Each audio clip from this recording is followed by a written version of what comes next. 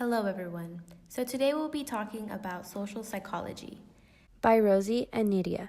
Social psychology is the scientific study of the feelings, thoughts, and behaviors of individuals in social situations. Today's topic on social psychology, we will be speaking about the decision-making model of behavior by Darley and Latane. But we first might ask ourselves, do people always help each other? Let's look at the story of Kitty Genovese.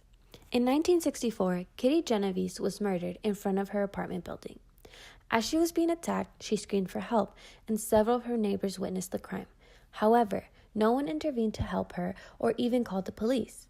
Why did people fail to help in such an obvious emergency? Well, let's talk about the decision-making model of helping behavior by Darley and Latane. There are 5 steps to helping. Number 1, notice the event. We will not help unless we first notice that someone is in need. Number 2, interpret event as emergency. Ambiguity diminishes helping behavior. Then there's number 3, taking responsibility for helping. Even if it is clear that an event is an emergency, people may not help if others are around.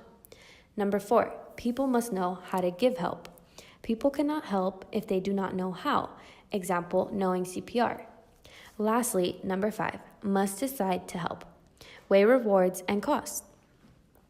Number 2, oftentimes in cases where people notice an event, they may not interpret the event as an emergency due to pluralistic ignorance. Pluralistic ignorance is when we assume that other people appear unconcerned in an ambiguous situation. It is not an emergency.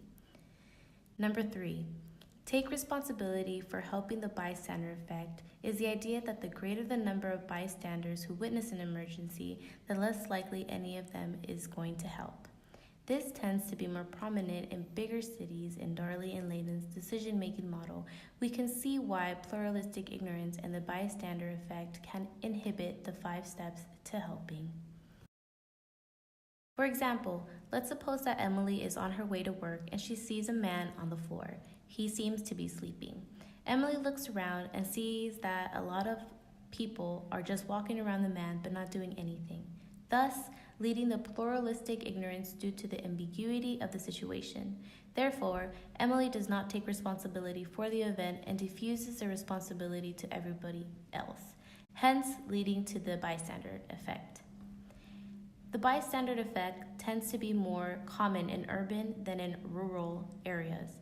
A potential reason for this is the urban overload hypothesis, which states that people living in cities are constantly being bombarded with stimulation and they keep to themselves to avoid being overwhelmed by it. Why the urban/rural difference? According to urban overload hypothesis, if you put urban dwellers in a calmer, less stimulating environment, they would be as likely as anyone else to reach out to others.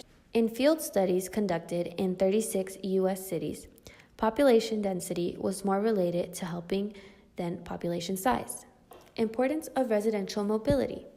It is not only where you live that matters, but how often you have moved from one place to another. People who have lived in a place a long time are more likely to engage in pro-social behavior, greater attachment to the community, more interdependence with neighbors, and greater concern with one's reputation. For example, Mark lives in a small town and knows everyone. One day he sees Jack on the floor. He knows that Jack does not overdrink, so he identifies the situation as an emergency. He takes responsibility for the situation and helps. Mark knows he needs to call 911 and decides to help. This is an example of how living in a smaller town facilitates the 5 steps to helping, and there is less instances of the bystander effect and pluralistic ignorance. So to summarize, here's a diagram showing the steps to help, the bystander decision tree. You first notice the event, second, interpret the event as emergency, then assume responsibility, fourth, no appropriate form of assistance, and implement decision in order to intervene and offer assistance. How can we reduce the bystander effect? Findings show that learning about Darley and Latane's steps toward helping and other helping research increases people's tendencies to help decrease pluralistic ignorance and the bystander effect. So we should just bring more awareness.